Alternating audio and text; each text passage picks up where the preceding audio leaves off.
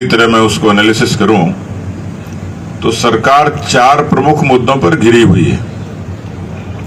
मुद्दे तो और बहुत हैं, लेकिन जो कोर इशू हैं, मुझे ध्यान आता है कि जालोर की सभा में राहुल गांधी जी ने कहा कि 10 तक गिनती गिनूंगा और किसानों का कर्जा माफ हो जाएगा। ऐसा पोखरण में भी कहा, ऐसा हनुमानगढ़ में भी कहा।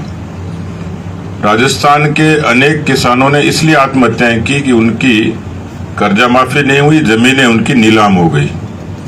ये जन घोषणा पत्र का वायदा भी था 2018 का कांग्रेस पार्टी का, और राहुल गांधी जी के अपने श्रीमुख से निकले हुए शब्द थे। राजस्थान का 60 लाख किसान 1,20,000 करोड़ के कर्जे की माफी का आज भी इंतजार करता है। बड़ी संख्या में जमीनें उनकी नीलाम हुई। इसी तरीके से राजस्थान में इस समय हिंदुस्तान की सर्वाधिक बेरोजगारी है।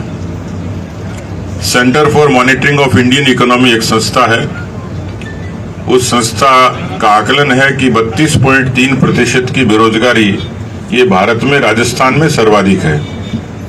दूसरा, भत्ते के लिए कहा गया कि जो बेरोजगार नौजवान हैं उनको रोजगार नहीं मिले तो भत्ते की व्यवस्था हम लोग करें, लेकिन कांग्रेस पार्टी के शासन ने लाखों बेरोजगारों को भत्ते की बजाय सिर्फ 4,11,000 लोगों को भत्ते की सहूलियत दी, यानी बेरोजगारों के साथ भी वादा खिलाफी।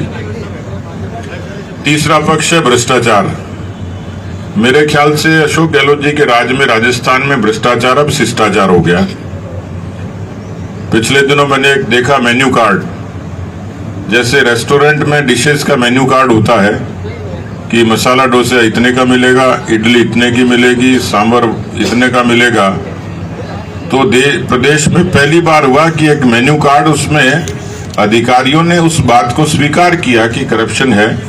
अधिकारी करें कि नहीं करें, लेकिन मुख्यमंत्री ने खुद ने स्वीकार किया। आपको ध्यान है कि बिड़ला ऑडिटोरियम में टीचर्स के सम्मेलन में जब उन्होंने कहा कि क्या आपको तबादले के लिए रिश्वत देनी पड़ती है, कदाचित मुख्यमंत्री जी को ये इल्म होगा, एहसास होगा कि शायद ना में आवाज आएगी, लेकिन सामने से आवाज आती है हाँ देना पड़ता है।